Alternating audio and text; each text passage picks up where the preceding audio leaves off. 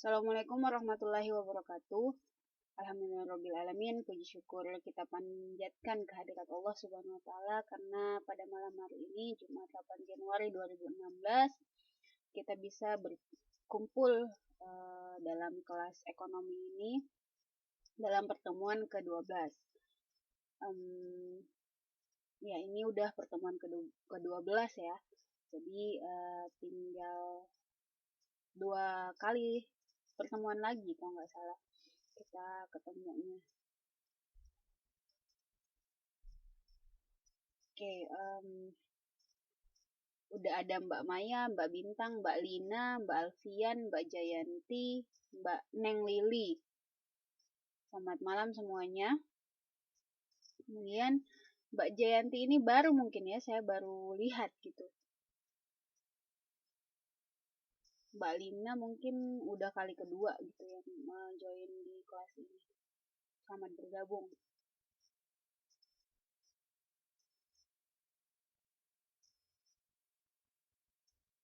Oke,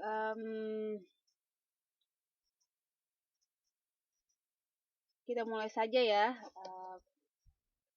Pekan lalu itu kita sudah membahas mengenai ini ya, latihan soal mengenai bab permintaan, penawaran, dan hukum keseimbangan. Nah, pada akhir pertemuan juga itu saya sedikit membahas mengenai materi bab selanjutnya, yaitu kebijakan pemerintahan dalam bidang ekonomi. Baru ini pengantar gitu. Jadi pada malam hari ini kita masuk ke bab baru, yaitu kebijakan pemerintah dalam bidang ekonomi.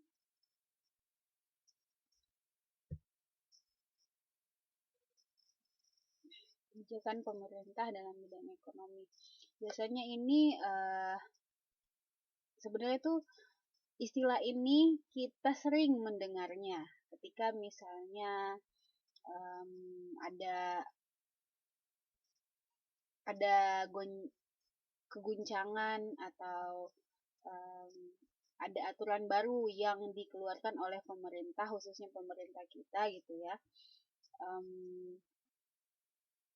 mengenai ekonomi. Nah, kita biasa nih mendengar istilah ini sebenarnya familiar gitu di telinga kita, kebijakan pemerintah di bidang ekonomi khususnya. Nah, nanti kita akan mengetahui lebih dalam apa saja kebijakan ekonomi yang biasa dibuat atau diatur oleh pemerintah.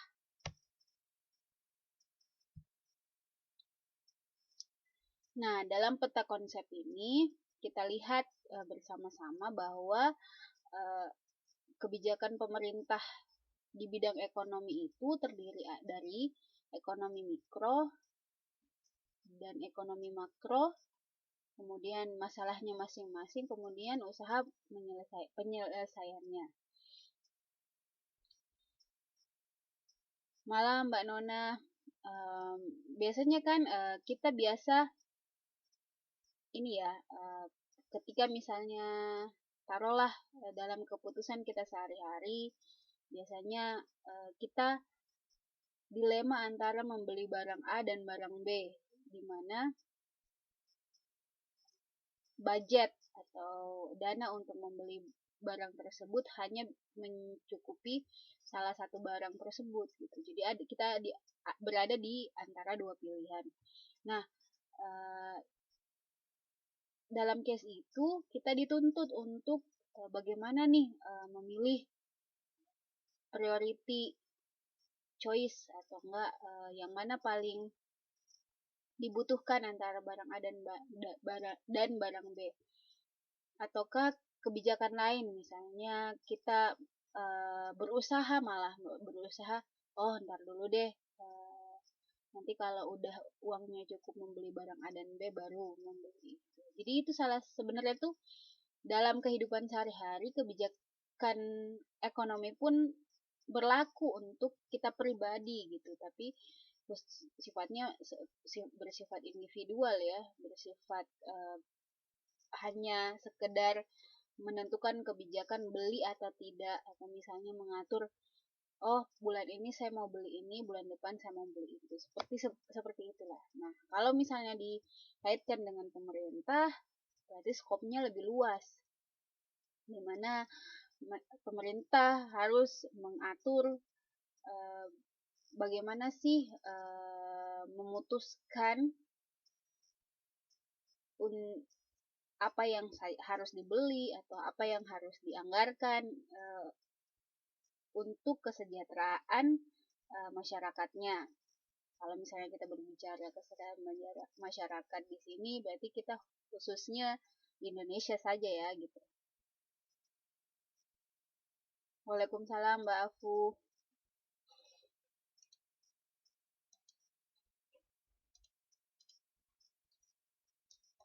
Dalam kebijakan ekonomi pun biasanya kita erat mendengar mengenai kebijakan pemerintah tahap 1. Terus ada bagian-bagian khusus gitu, entah itu dalam politik, entah itu dalam kesehatan, dan bagian ekonomi pun ada dalam tempat khusus.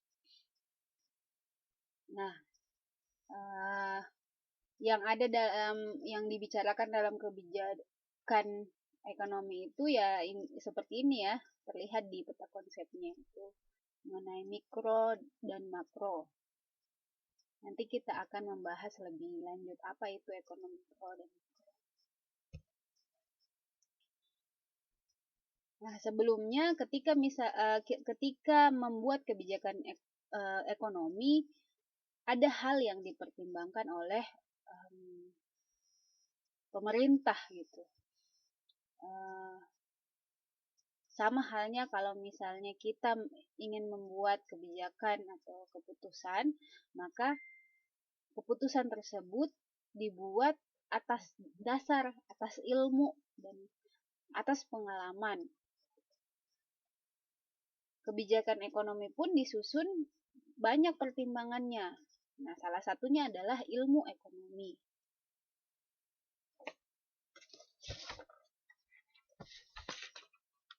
Nah, dalam ilmu ekonomi itu ternyata ada 3 jenis ilmu ekonomi. Yaitu pertama adalah teori atau analisis ekonomi. Kalau berbicara teori ya, teori berarti erat kaitannya dengan istilah-istilah, pengertian, pokoknya pengetahuan-pengetahuan lah mengenai ekonomi tersebut. Nah, dalam teori ekonomi ini biasanya adalah ilmu yang mendasari seseorang ataupun seseorang dalam skop kecil atau pemerintah dalam skop besar menentukan apa langkah yang ingin dilakukan. Itu. Kemudian dalam teori atau analisis ekonomi ini kita bisa mengetahui gejala-gejala, dapat membaca gejala-gejala sesuai dengan teori, perbandingan praktisnya apa yang berlaku di pasar dan teori-teori yang sudah ada gitu. Jadi ini adalah hal sebagai pertimbangan dalam menentukan kebijakan ekonomi. Nah, dalam ilmu ekonomi atau teori ekonomi ini ternyata ada jenisnya lagi nih, yaitu ekonomi makro dan ekonomi mikro. Apa sih itu ekonomi makro? Seperti yang sudah saya jelaskan kemarin, makro itu sifatnya lebih umum, lebih global secara menyeluruh. Jadi ketika misalnya kita ingin menganalisis dengan menggunakan teori analisis ekonomi makro, maka yang diperhatikan adalah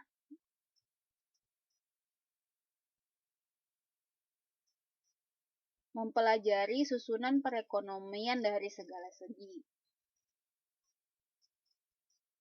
Misalnya nih, ketika misalnya kita membahas permintaan suatu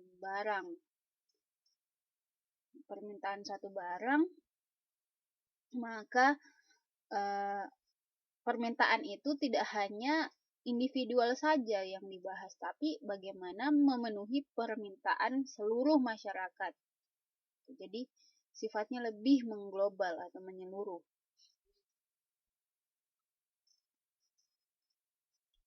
Kemudian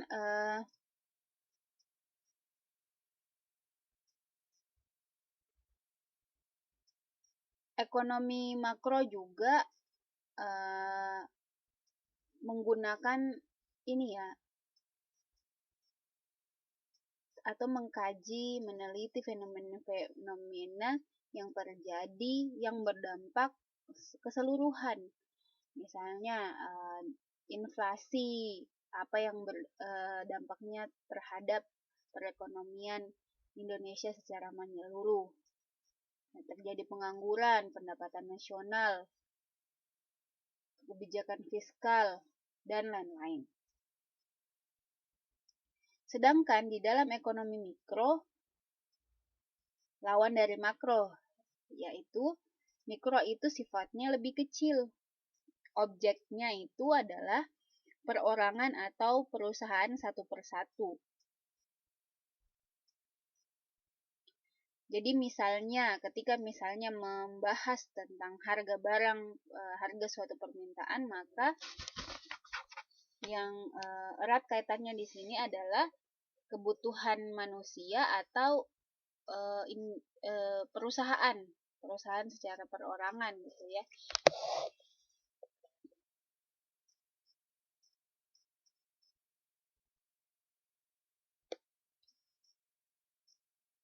Nah, jadi perbedaan antara ekonomi mikro dan ekonomi makro dapat disimpulkan. Pertama tadi dari segi harga. Misalnya kalau kita membahas tadi harga permintaan, kalau dari segi ekonomi makro, maka yang dilihat adalah harga secara keseluruhan, yaitu harga untuk memenuhi seluruh masyarakat. Kemudian mikro, maksudnya di situ adalah harga yang hanya tertentu saja, hanya yang membahas mengenai kebutuhan individu tersebut atau perusahaan tersebut. Nah, kalau dalam unit analisis, jadi maksudnya unit analisis di sini apa sih pertimbangan-pertimbangan ketika kita menganalisis? Kalau dari ekonomi makro yang dianalisis itu kan bersifat menyeluruh. Jadi pertimbangan-pertimbangan yang dipakai adalah unit-unit yang dipakai adalah pendapatan nasional, pertumbuhan ekonomi, inflasi, pengangguran, investasi, dan kebijakan ekonomi lainnya. Kemudian kalau dari segi ekonomi mikro, yang dititik beratkan adalah permintaan dan penawaran, perilaku produsen, perilaku konsumen, pasar, terus laba rugi perusahaan. Jadi skopnya lebih kecil gitu. Kemudian dari segi tujuan analisis, kalau dari segi ekonomi makro, lebih menitik beratkan pada analisa tentang pengaruh kegiatan ekonomi terhadap perekonomian secara keseluruhan. Kemudian dari segi mikro, lebih menitik beratkan kepada analisa tentang cara mengalokasikan sumber daya agar dapat dicapai ke individu-individu atau perusahaan masing-masing.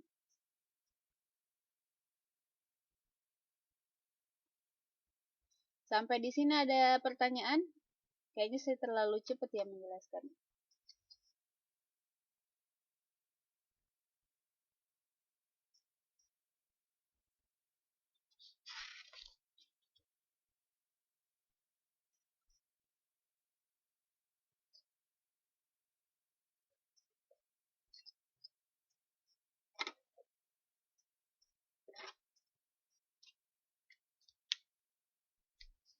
Gimana teman-teman, ada yang ingin ditanyakan?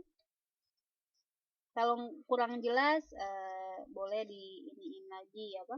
Ditanya yang jelasnya, yang kurang jelasnya di mana.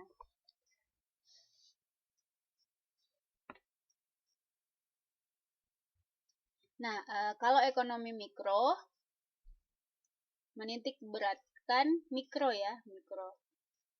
Ingat aja, makro itu skop besar. Mikroorganisme berarti kecil gitu. Jadi kalau ekonomi mikro lebih menitik beratkan pada analisa tentang cara mengalokasikan sumber daya supaya dapat dicapai kombinasi yang tepat. Maksudnya bagaimana sumber daya tersebut tersalurkan ke individu-individu atau perusahaan-perusahaan yang membutuhkan. Kemudian kalau ekonomi makro lebih menitik beratkan pada analisa tentang pengaruh kegiatan ekonomi terhadap perekonomian secara menyeluruh.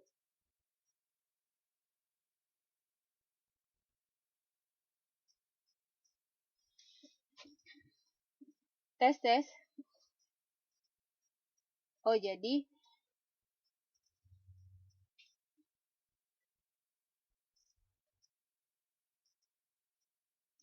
yang makro itu lebih menitik beratkan pada analisa tentang pengaruh kegiatan ekonomi terhadap perekonomian secara menyeluruh. Intinya menyeluruh kalau makro. Kemudian untuk mikro menitik beratkan pada analisa tentang cara mengalokasikan sumber daya dapat didistribusikan ke individu-individu atau perusahaan-perusahaan tertentu. Jadi skopnya lebih kecil gitu.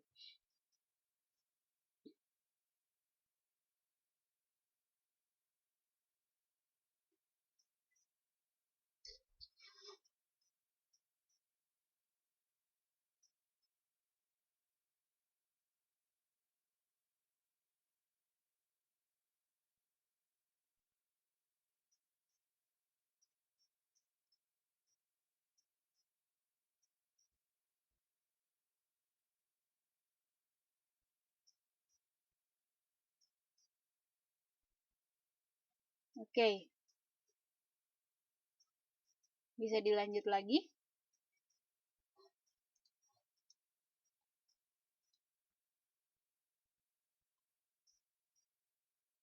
Kemudian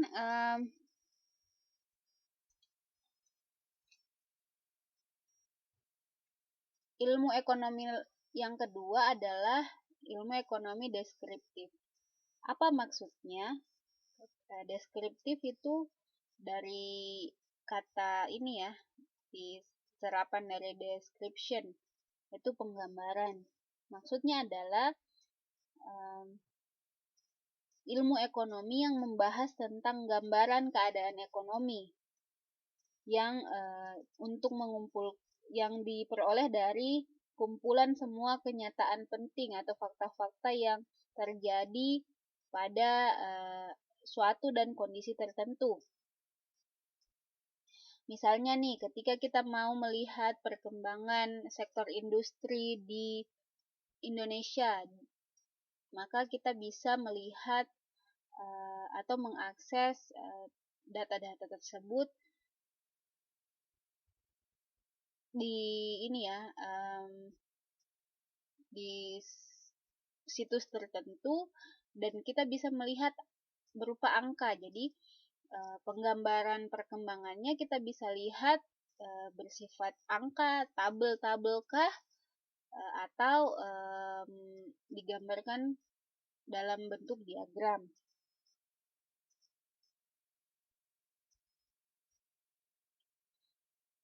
Misalnya juga kita ingin melihat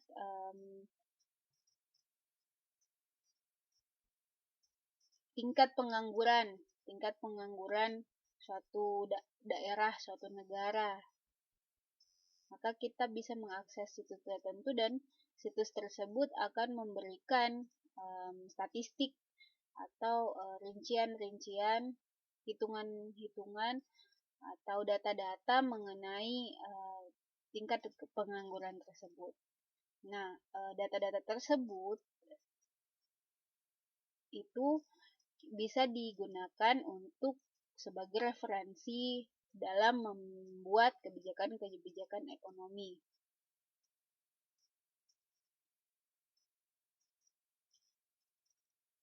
Kemudian ilmu ekonomi yang ketiga adalah ekonomi terapan. Nah, ilmu ekonomi ini sangat erat dengan ilmu ekonomi yang pertama, yaitu teori ekonomi. Maksudnya adalah kerangka yang digunakan dalam atau yang diperoleh dari teori ekonomi digunakan untuk membuat atau merumuskan kebijakan-kebijakan pedoman-pedoman yang tepat untuk mengatasi masalah ekonomi tertentu. Maksudnya adalah ketika misalnya kita sudah menganalisis gejala-gejala, terus membandingkan dengan teori, kemudian ketika untuk mengeksekusinya menjadi kebijakan, maka hal tersebutlah dikatakan sebagai ekonomi terapan. Karena apa yang ada di teori dikembangkan menjadi fakta di lapangan, yaitu dibuat sebagai suatu kebijakan.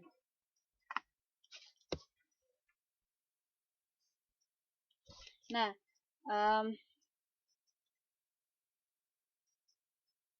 biasanya ya, ekonomi terapan ini digunakan pada kasus-kasus masalah-masalah ekonomi yang terjadi, sehingga apa yang ada di dalam teori kemudian ketika melihat ke pasar disesuaikanlah, oh ternyata di teori artinya sebagai acuan, kemudian ketika penerapan di lapangan maka disesuaikan dengan kondisi tersebut. Biasanya yang berkenaan dengan spesialisasi dan penerapan pada ekonomi terapan ini berhubungan dengan cabang-cabang ilmu ekonomi. Seperti kita lihat, ekonomi koperasi berdasar pada prinsip apa yang dianut oleh koperasi. Kemudian ekonomi pembangunan, ekonomi moneter, ekonomi dan manajemen perusahaan, dan jenis-jenis ekonomi lainnya.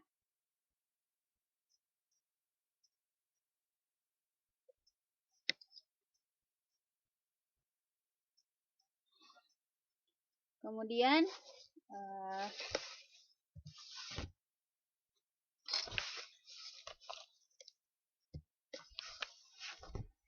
kedudukan ilmu ekonomi.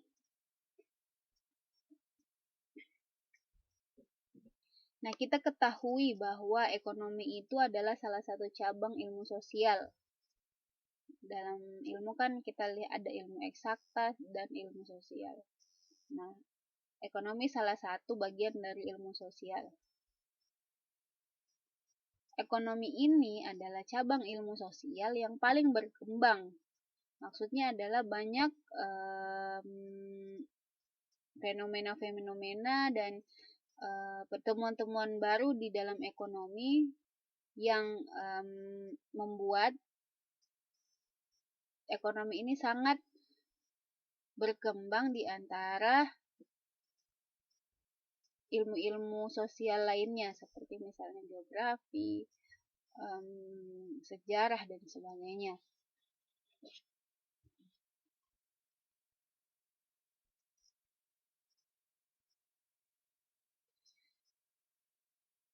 Nah, akibat berkembangnya ilmu ekonomi ini, banyak yang muncul sebagai ilmu-ilmu lain, seperti misalnya ketika misalnya kita mengkaitkan ilmu ekonomi dengan ilmu politik, muncullah namanya ekonomi politik. Kemudian kita mengkaitkan ekonomi dengan geografi, timbullah ekonomi industri. Kemudian kita kaitkan lagi ekonomi dengan sejarah, timbullah namanya sejarah ekonomi. Jadi ekonomi itu berkembang dan bisa berkolaborasi gitu dengan cabang-cabang ilmu lainnya.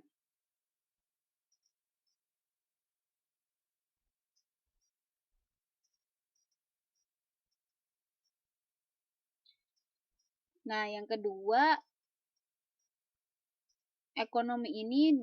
ilmu ekonomi ini memberikan kontribusi dalam pemecahan kebutuhan manusia. Ini sangat nyata sekali ya, karena ketika membicarakan tentang kebutuhan, maka hal ini pun sangat erat kaitannya dengan ekonomi. Bagaimana orang berjuang, bagaimana orang berjuang mencari cara untuk memenuhi kebutuhannya masing-masing.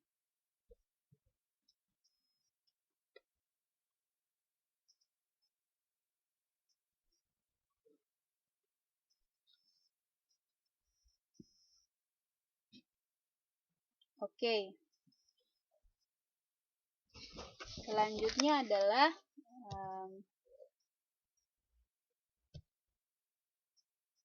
hukum ekonomi.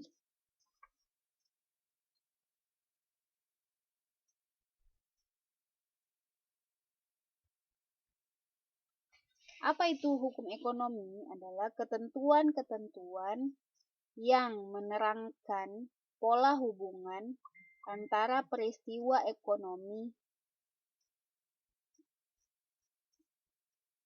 tersebut. Jadi maksudnya adalah apa yang terjadi di lapangan,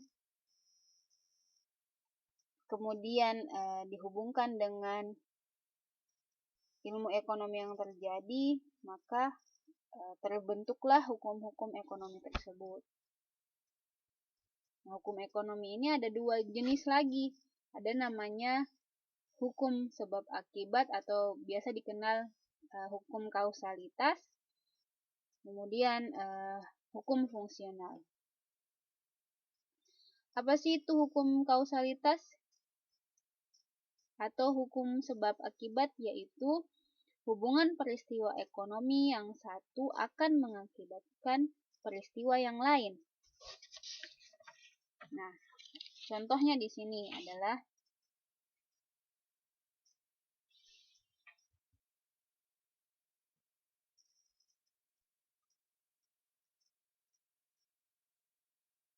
ketika hama menjangkit tanaman padi, maka hubungan tersebut dapat berdampak dengan produksi padi. Hama adalah binatang perusak tumbuhan padi, sehingga akan menimbulkan penurunan produksi dalam padi tersebut.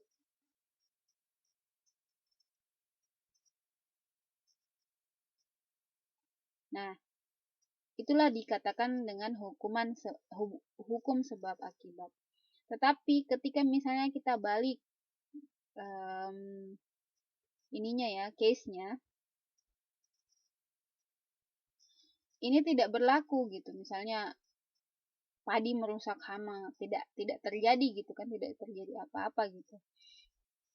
Jadi apa yang terjadi itu belum tentu terjadi timbal balik. Terjadi kembali pada penyebabnya.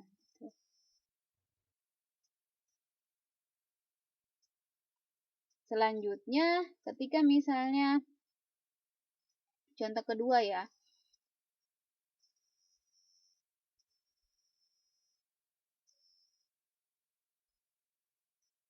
hubungan antara jumlah uang yang beredar di masyarakat dengan harga barang.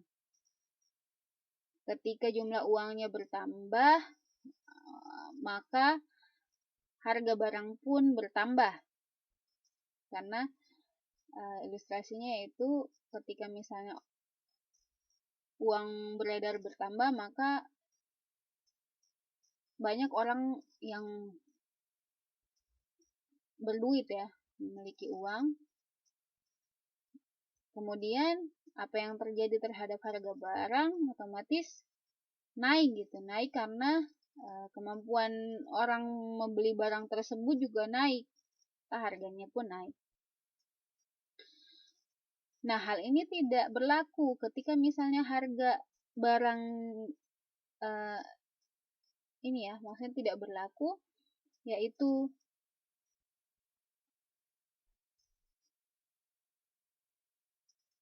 harga barang tersebut tidak menyebabkan jumlah uang yang beredar bertambah. Ketika misalnya harga barangnya kita naikkan, belum tentu jumlah uang yang beredar itu bertambah gitu. Jadi lihat dari sisinya yang penyebabnya jadi apa, akibatnya apa, dan ketika misalnya dibalik tidak berlaku hukum sebab akibat itu.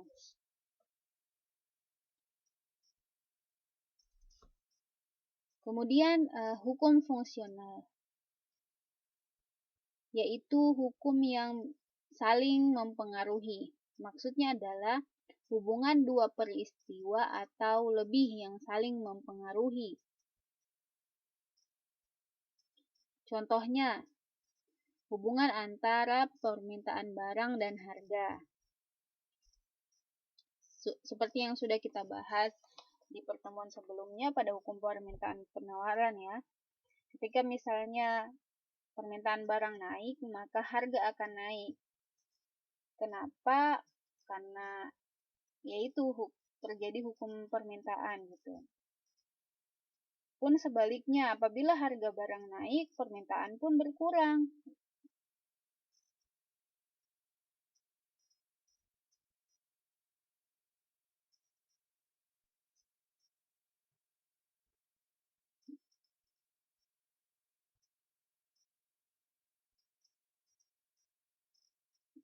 Selanjutnya adalah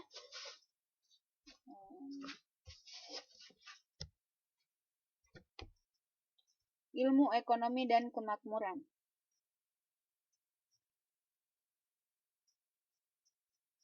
Ilmu ekonomi ini sangat erat dengan kemakmuran ya, kemakmuran suatu rakyat. Karena biasa kita lihat ya simbolnya, biasa kita dengar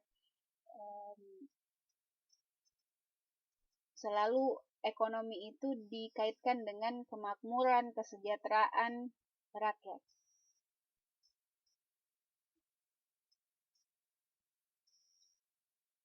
Pun kita misalnya mempelajari ekonomi untuk memecahkan atau membantu masyarakat dalam memecahkan masalah ekonominya. Ketika misalnya masalah ekonominya terpecahkan, maka terciptalah kemajuan atau kemakmuran rakyat.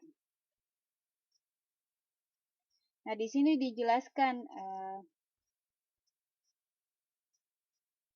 menurut Winnicott ada 5 tujuan mempelajari ekonomi berkenaan dengan pemecahan masalah dalam pemenuhan kebutuhan. Apa itu? Pertama adalah tingkat pengerjaan yang tinggi.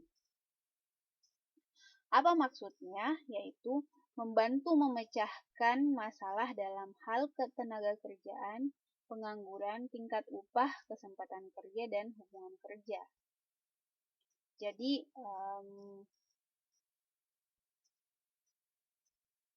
ketika misalnya ilmu ekonomi ini kita pelajari, tujuannya untuk tahu bahwa apa saja yang dapat membantu memecahkan masalah ekonomi suatu orang atau suatu negara atau orang tertentu gitu.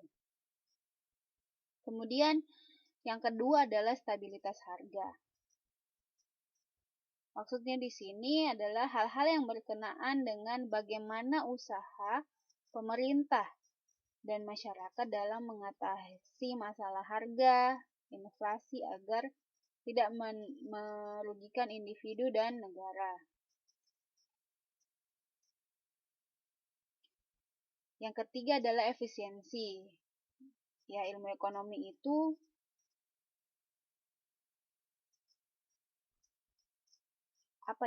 ilmu ekonomi itu adalah ilmu yang erat kaitannya dengan efisiensi. Maksudnya adalah bagaimana usaha pemerintah atau usaha individu memperhitungkan antara input dan output, antara sumber produksi dan hasil. Jadi apa yang kita masukkan harus sama dengan apa yang kita keluarkan. Kemudian yang keempat adalah distribusi pendapatan yang adil. Artinya, kecenderungan untuk bergerak ke arah pendapatan yang merata, yang diupayakan pemerintah dan masyarakat. Yang terakhir adalah pertumbuhan ekonomi, yakni ilmu ekonomi dapat membantu memberikan dasar untuk meningkatkan pertumbuhan ekonomi.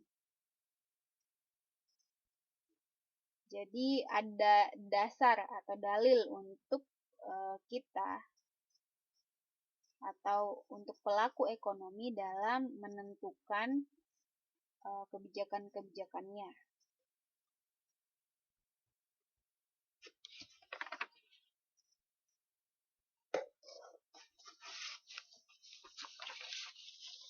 Oke. Sampai sini ada yang ingin ditanyakan?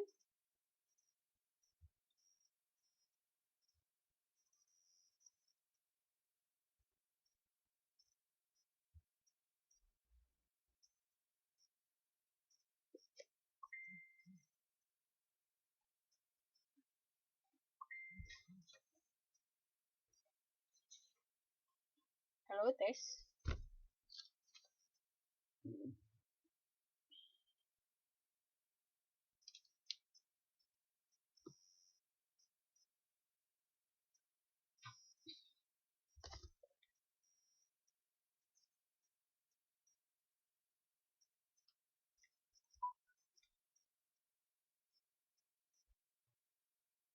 Oh, ini ada pertanyaan dari Cenas.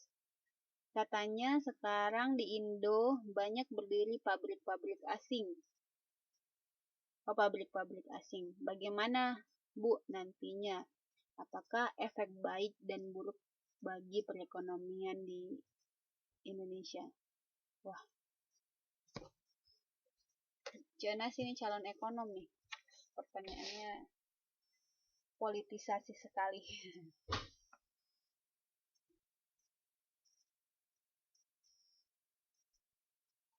Ya, ada yang menimpali. Mbak Dewi katanya, baik kalau yang diserap tenaga kerja ya, Bu. Nah, itu sebenarnya terkait dengan yang tadi kita bahas ya.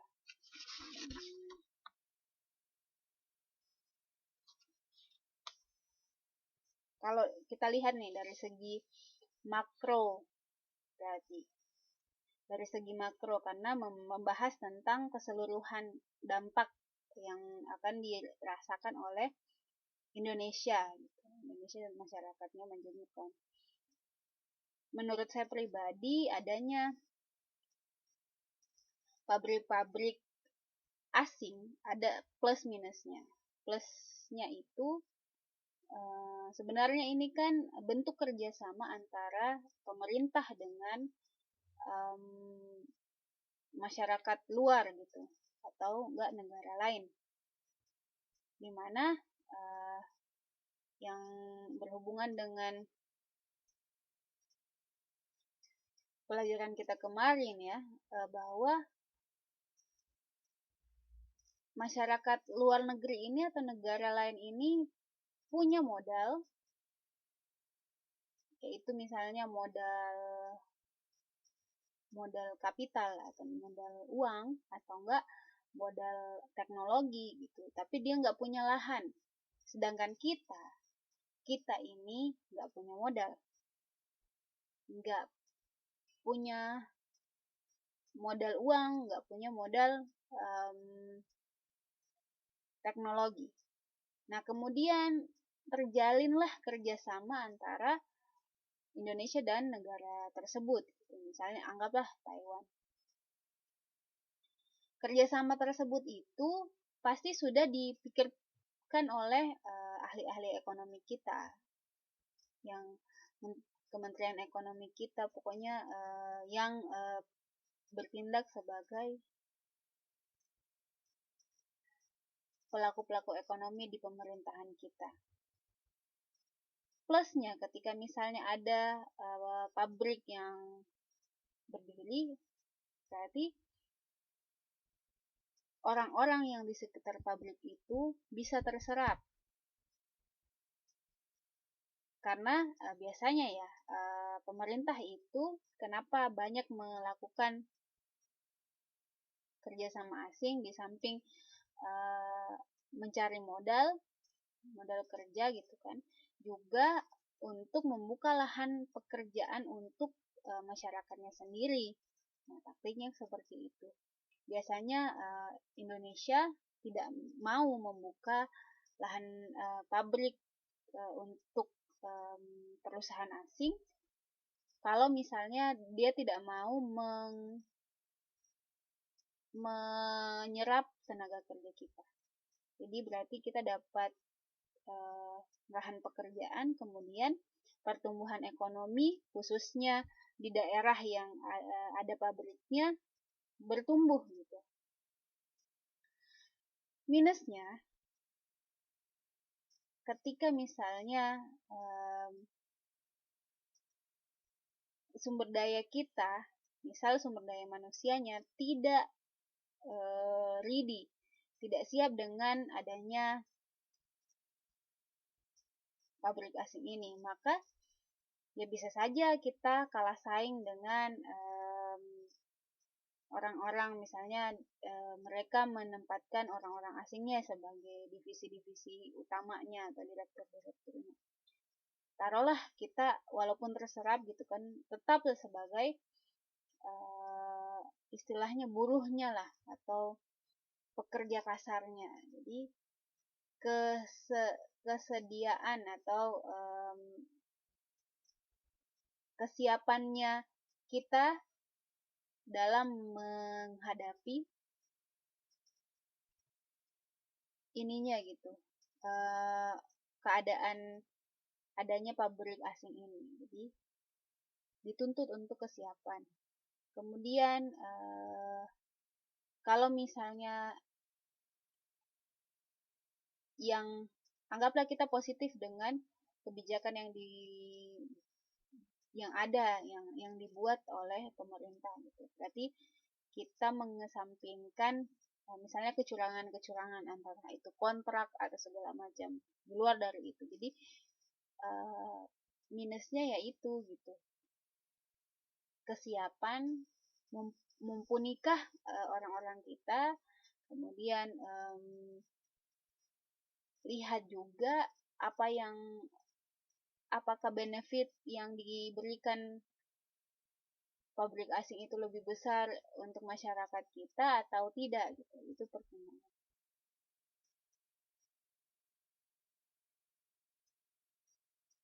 Ya, benar sekali Mbak Anas.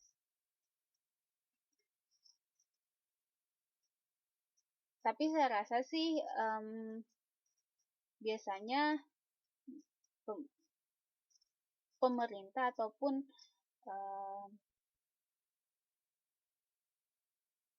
pihak asing tersebut punya pertimbangan sendiri gitu ya. Oke lah, tidak segampang itu gitu dia mau deal untuk mendirikan pabrik gitu. Pasti juga mempertimbangkan masyarakat atau masyarakat Indonesianya ini udah mumpuni pada bidang pekerjaan kelas seperti ini, misalnya udah ada lah, udah ada patokan-patokan. Nah, kemudian pertimbangannya mungkin juga kalau di sana mah bisa upahnya lebih murah gitu. Ya itu seperti itu sih.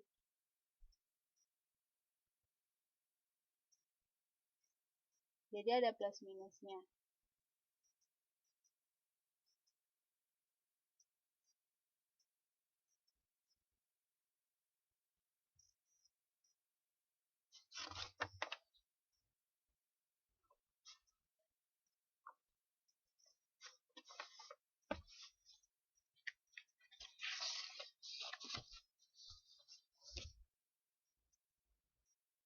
Itu ada tanggapan dari Mbak Dewi.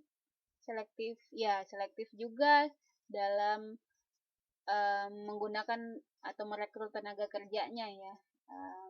Ada kriteria-kriteria tertentu, skill-skill yang harus digunakan dan segala macam.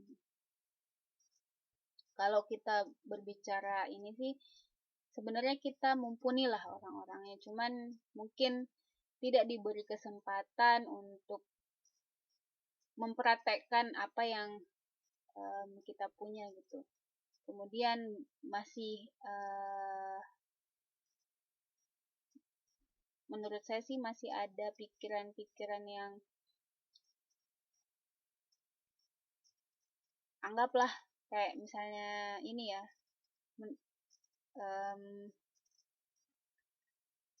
orang-orang yang berkembang itu Pulau Jawa saja gitu. Masih pemerataan misalnya kayak pembangunan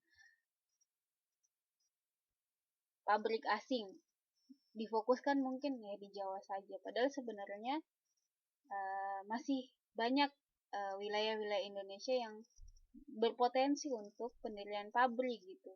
Sehingga yang berkembang hanya orang-orang Jawa saja. Positifnya juga kan sebenarnya kalau misalnya ada pabrik asing yang menambah skill dari orang-orang tertentu di kalangan itu gitu, di lingkungan pabrik tersebut berdiri. Namun ketika misalnya berfokusnya pada satu wilayah saja, misalnya di Jawa saja, maka kasihan misalnya di daerah saya gitu, di daerah Indonesia Timur bagian sana atau Indonesia Barat yang agak barat yang agak ke barat kurang berkembang, jadi perlu pemerataan. Oke. Terjawab ya.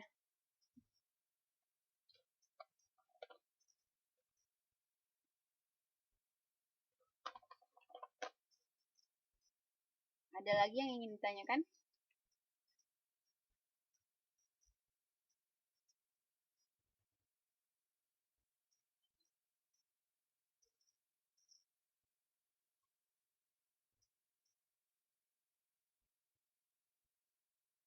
Oke, kita lanjut ya.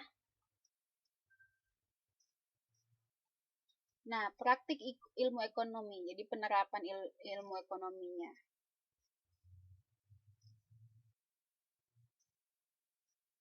Nah, praktik ilmu ekonomi ini meliputi politik ekonomi, kegiatan ekonomi, prinsip ekonomi, dan motif ekonomi.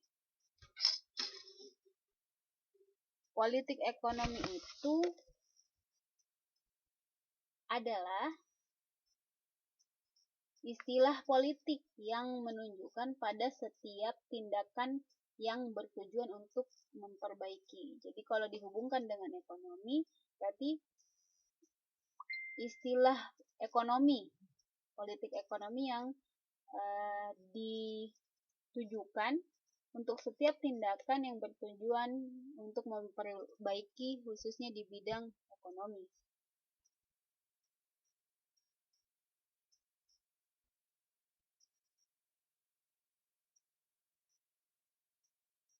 Nah, dalam suatu negara, politik ekonomi itu berbeda ya penerapannya, disesuaikan dengan kondisi tersebut. Tapi tujuan dari politik ekonomi itu di beberapa negara sama, yaitu untuk wealth atau kemakmuran rakyat. Nah, di sini adalah hal-hal yang mengenai sarana politik ekonomi yang penting. Apa saja? Pertama, politik moneter. Apa itu politik ekonomi moneter?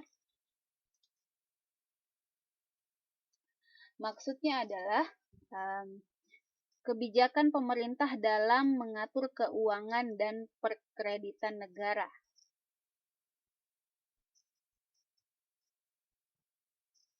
Jadi inflasi, berapa tingkat suku bunga, kemudian kebijakan mengenai jumlah uang yang beredar. Nah, hal-hal tersebut adalah cakupan dari politik moneter.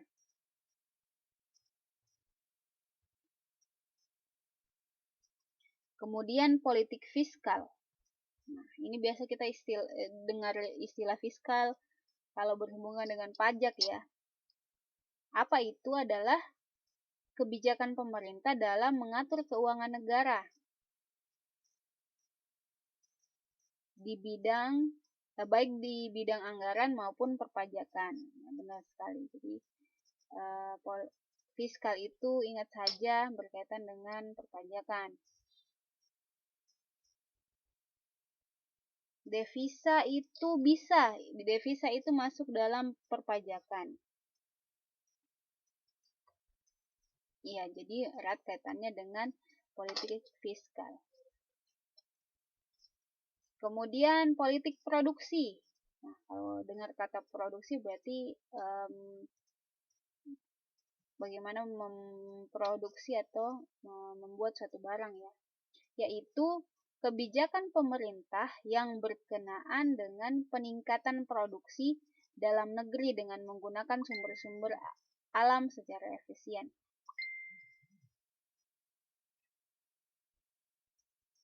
Jadi bagaimana usaha negara dalam membuat suatu barang yang memanfaatkan sumber-sumber daya alam yang dimiliki oleh negara tersebut. Tujuannya yaitu untuk memajukan industri pada negara tersebut dan juga sebagai kebijaksanaan proteksionisme. Maksudnya adalah ya sebagai perlindungan terhadap barang produksi lokal.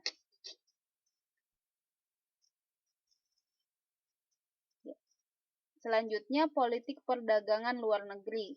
Nah, ini berkaitan dengan transaksi luar negeri, yaitu kebijakan pemerintah yang berhubungan dengan ekspor dan impor, neraca pembayaran juga kaitannya dengan kegiatan ekspor dan impor suatu negara ya, utang luar negeri, kurs valuta asing, dan kerjasama internasional.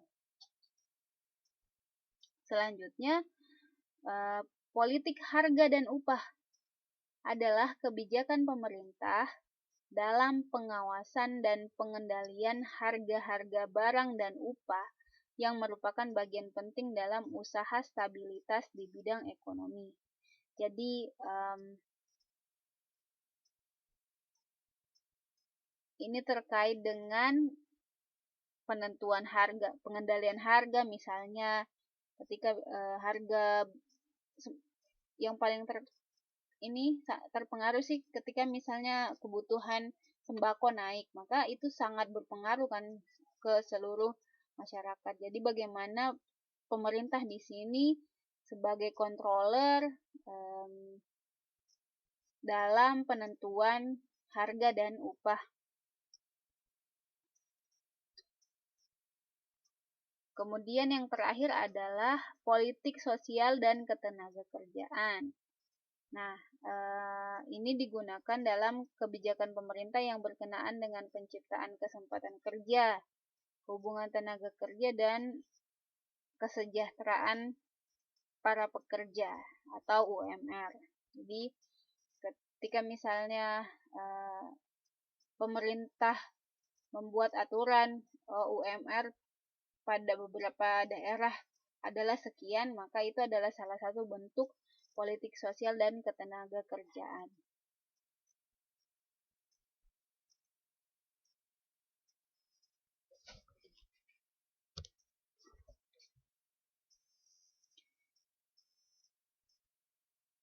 Nah, selanjutnya hal yang terkait dengan ilmu ekonomi dalam praktik adalah kegiatan ekonomi.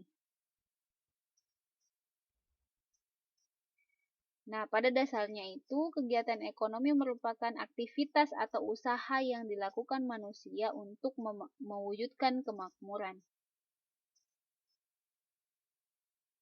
Maksudnya adalah makmur di sini yaitu kemakmuran secara material, cukup kebutuhan pokoknya, kebutuhan sandangnya, bahkan kebutuhan sampai kebutuhan tersier atau kebutuhan barang mewahnya. Kegiatan ekonomi ini terkait dengan kegiatan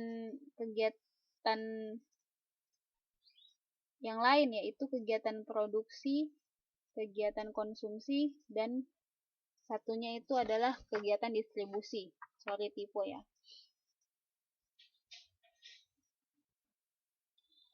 Kegiatan produksi yang kita tahu bahwa kegiatan tersebut sangat erat kaitannya dengan bagaimana menghasilkan suatu barang. Kemudian kegiatan konsumsi yaitu kegiatan yang berhubungan dengan penggunaan atau pembelian suatu barang. Kemudian kegiatan distribusi yaitu kegiatan yang membantu melancarkan produksi dan kegiatan konsumsi. Jadi bagaimana cara menyebarluaskan barang-barang produksi ke konsumen ya, sampai ke konsumen.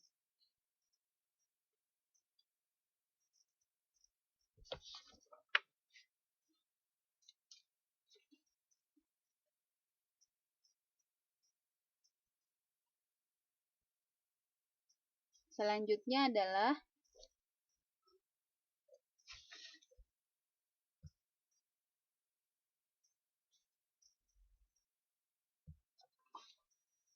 prinsip ekonomi. Salah satu dari praktik ilmu ekonomi yaitu prinsip ekonomi. Yang kita tahu kan umumnya prinsip ekonomi itu bagaimana seseorang memenuhi kebutuhannya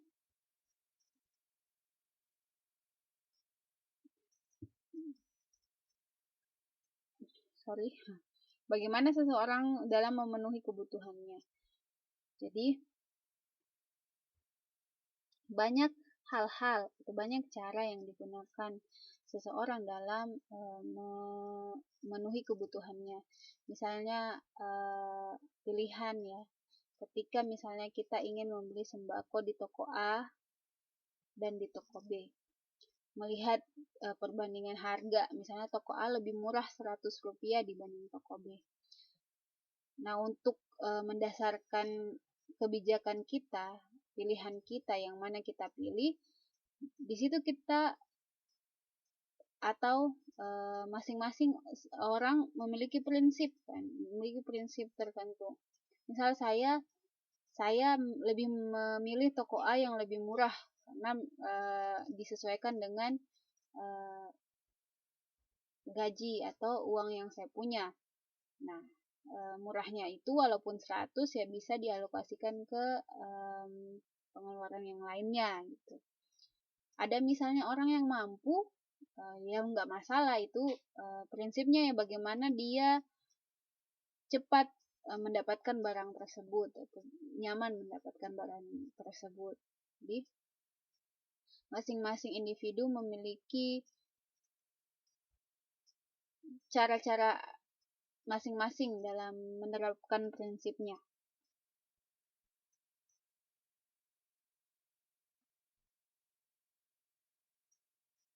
Iya, benar sekali Mbak Dewa. Berusaha mencari yang lebih ekonomis, murah, kualitas bagus, dan mungkin memikirkan juga efisiensi waktu, efisiensi tenaga, dan segala macam.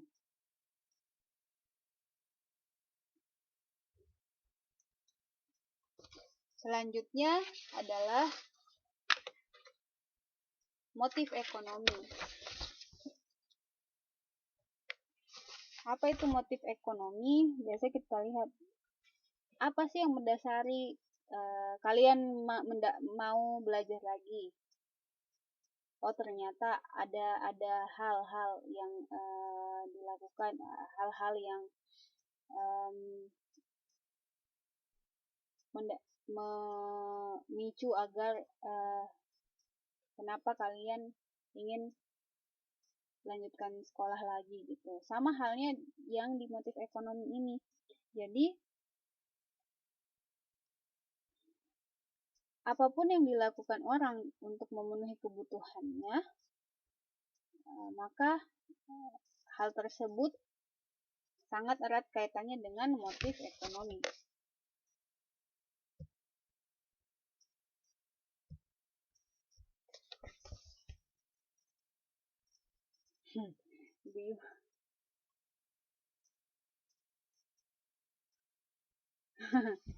Ya itu ya.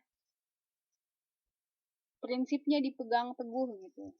Pokoknya misalnya ibu-ibu harus pulang bawa dasar harga 35.000, pokoknya nggak mau tahu gitu, bagus dan segala macam. Kelilinglah satu pasar gitu ya.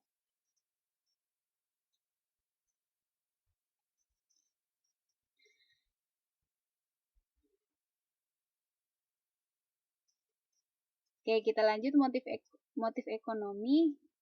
Nah, biasanya ini hal-hal yang terkait dengan hal apa yang akan dilakukan orang dalam memenuhi kebutuhannya. Nah, biasanya seseorang mengatasi kekurangan dalam pemenuhan kebutuhannya dengan berbagai macam cara, entah itu misalnya dia kerja serabutan, cari kerja sampingan untuk memenuhi kebutuhannya. Nah, hal tersebut dinamakan adalah tindakan ekonomi. Tindakan ekonomi ini erat kaitannya dengan motif ekonomi.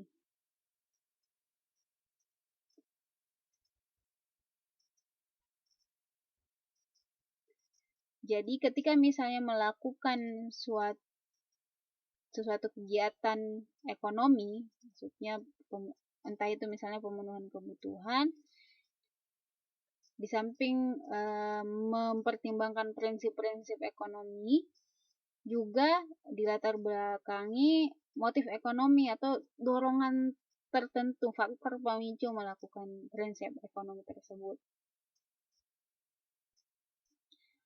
Apa saja yang terkait dalam motif ekonomi ini?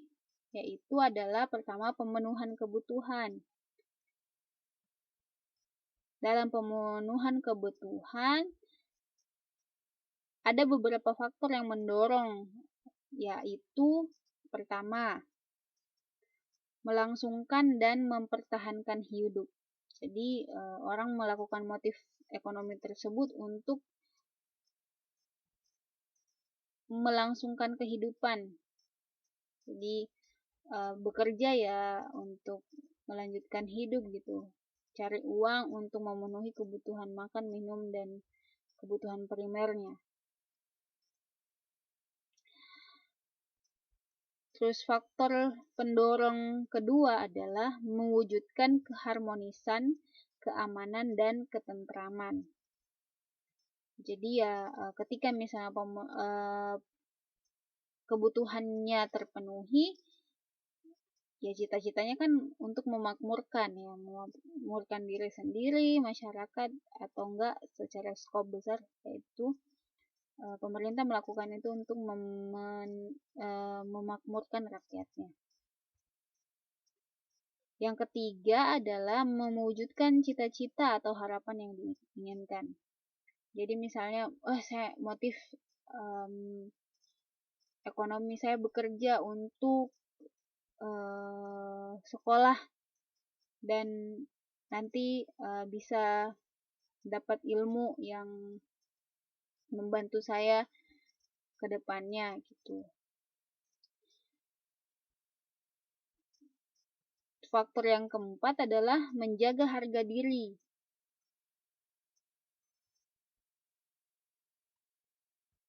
Gengsi dan terpandang masyarakat. Nah, biasanya orang memenuhi kebutuhannya itu Pertama ya untuk sebagai prestis atau kebanggaannya masing-masing. Ketika misalnya orang punya rumah mewah, saya harus bekerja keras untuk bisa memiliki rumah mewah, memenuhi kebutuhan akan rumah mewah ya, tambah rumah mewah. Jadi itu adalah motif ekonominya, motif bekerja giat untuk membangun rumah mewah.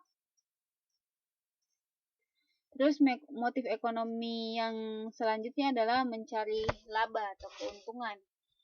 Ya ini udah jelas. Misalnya ketika kita melakukan atau sebagai pedagang ya maunya kita ya dapat keuntungan gitu. Tujuannya, oh saya harus biasanya perusahaan melakukan pertimbangan-pertimbangan yang banyak, kemudian memikirkan bagaimana cara memproduksi barang tapi bisa memperoleh keuntungan yang sebesar-besarnya.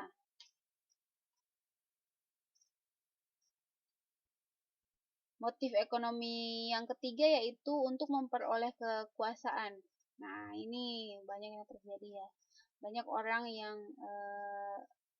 ya ketika misalnya uang banyak, uang bisa membeli segalanya gitu. Jadi uang yang berbicara. Maka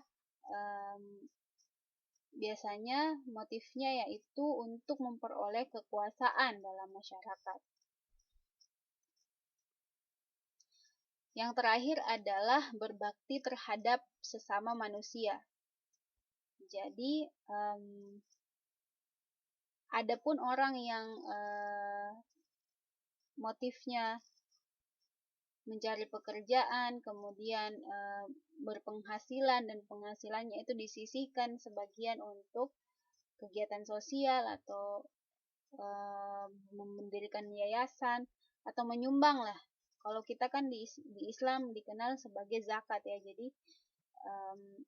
tujuannya kita hidup, kita berpenghasilan pun untuk disedekahkan gitu, karena apa yang kita punya tidak sepenuhnya milik kita, ada hak-hak orang lain di dalamnya. Nah itu kita distribusikan dalam bentuk zakat, infak, atau sedekah. Nah motifnya juga sama seperti itu, berbakti terhadap sesama manusia.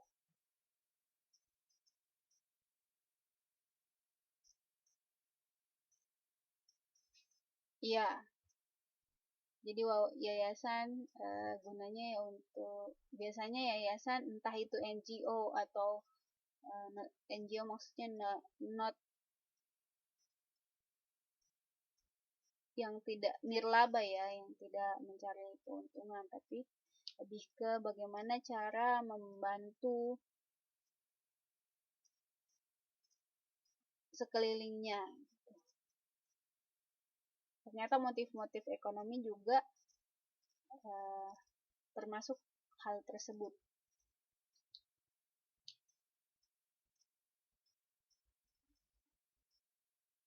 Halo, tes.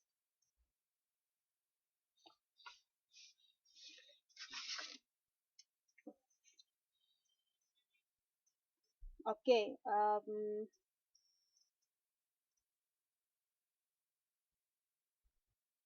jadi malam ini gimana? Mas ada pertanyaan?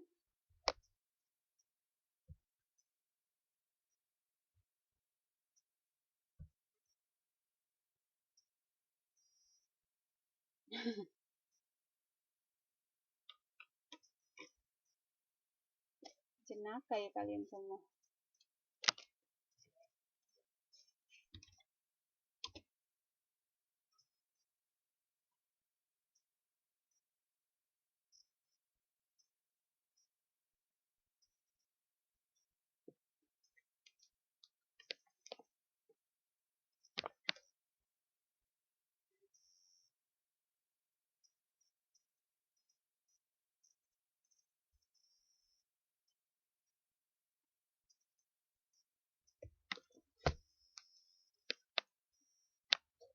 Oke, materi kita sampai untuk bab ini udah selesai ya, bab 4. Makanya ada yang ingin ditanyakan?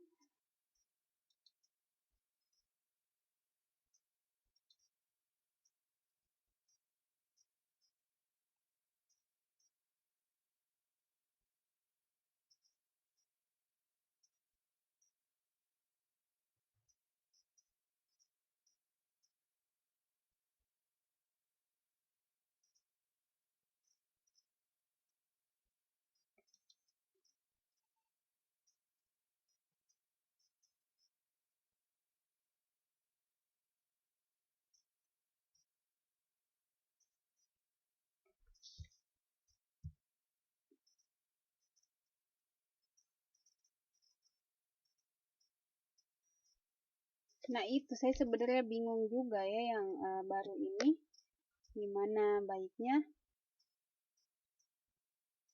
Soalnya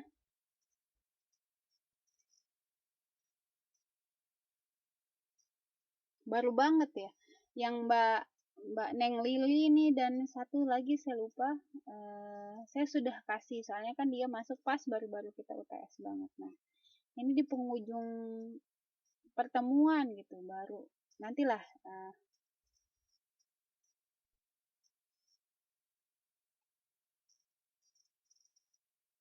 iya gitu. Saya juga bingung kenapa masuknya di penghujung ini gitu. Kalaupun nanti soalnya dia beda. Nah,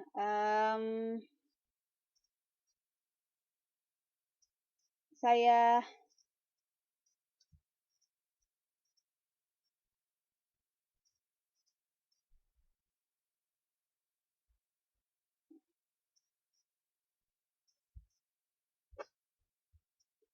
ini saya tambah waktunya ya.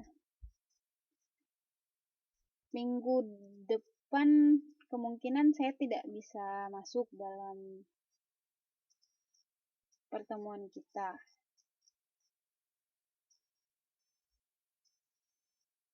Nah, saya ingin memberikan tugas ke teman-teman sekalian. Jadi, karena materi kita sudah habis, maka pertemuan selanjutnya itu saya ingin membahas pertanyaan dari kalian-kalian. Jadi, masing-masing dari kalian mencatat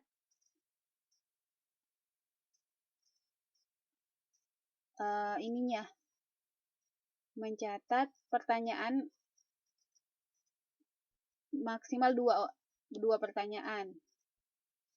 Jadi hal-hal apa yang mau ditanyakan dengan saya terkait materi kita ya, terkait materi kita.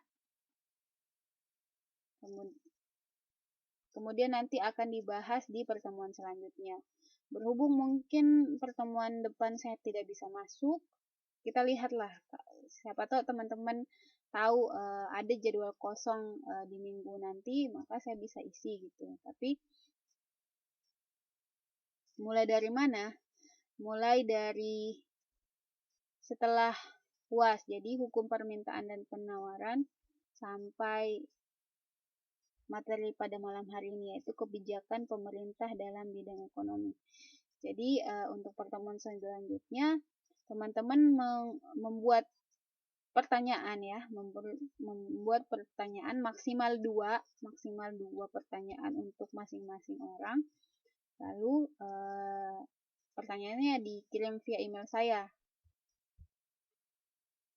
Buat yang baru, email saya adalah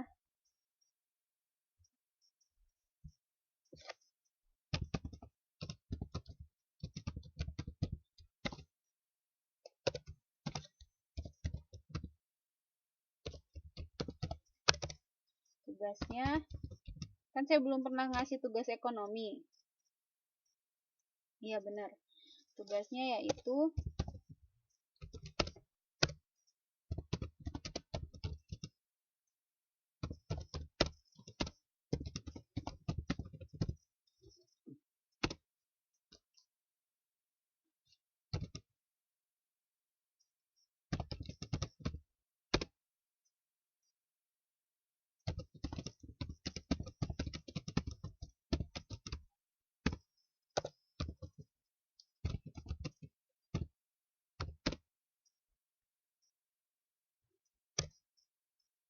Mau 1 pertanyaan juga nggak apa-apa, tapi maksimal 2.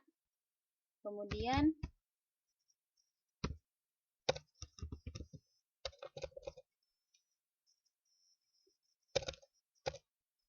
materinya yaitu hukum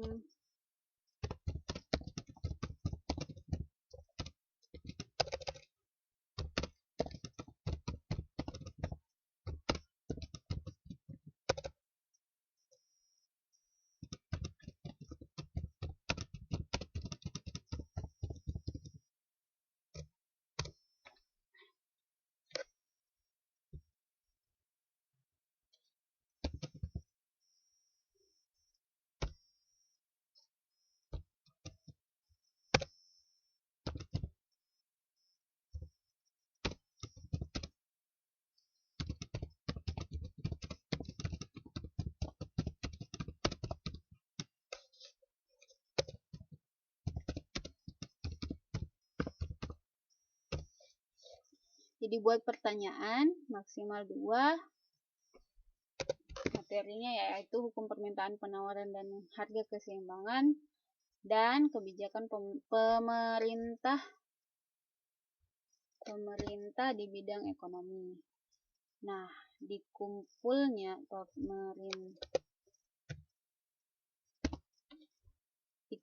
itu sebelum pertemuan selanjutnya. Jadi nanti kita akan sama-sama berdiskusi ya. Jadi tujuannya ini kita nanti teman-teman sekalian membuat pertanyaan, kemudian kita diskusi bersama-sama, menjawab bersama-sama. Siapa tahu ada beberapa dari kalian yang tahu jawabannya, nah bisa share di sini. Jadi kita pertemuan terakhir itu kita bisa diskusi bareng-bareng. Kan masih tinggal 1 pertemuan lagi, kemudian UAS ya. Seperti itu. Kalau misalnya ada jam kosong di minggu depan, nggak ada kelas, bisa menghubungi saya. Jadi saya bisa mengisi. Mungkin saya tidak bisa mengajar Jumat depan. Iya, kita diskusi bareng-bareng. Ini juga bisa membantu teman-teman gitu kan. Oh, bisa membaca materi lagi gitu, membaca materinya yang sudah diajarkan, membuka-buka modulnya. Jadi bisa mengajak teman-teman belajar lagi gitu. UASnya kurang, seharusnya sih 2 minggu ke depan. Tapi saya karena nggak bisa masuk minggu depan gitu di Jumat. Kalau misalnya memang nggak ada jam kosong, berarti minggu depannya lagi berarti. Nanti kabari saya kalau misalnya ada jam yang kosong, nanti saya isi untuk kelas ekonomi gitu ya.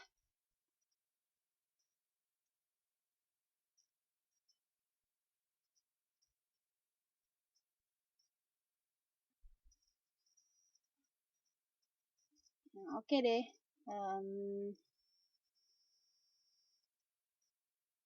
Kalau sudah jelas,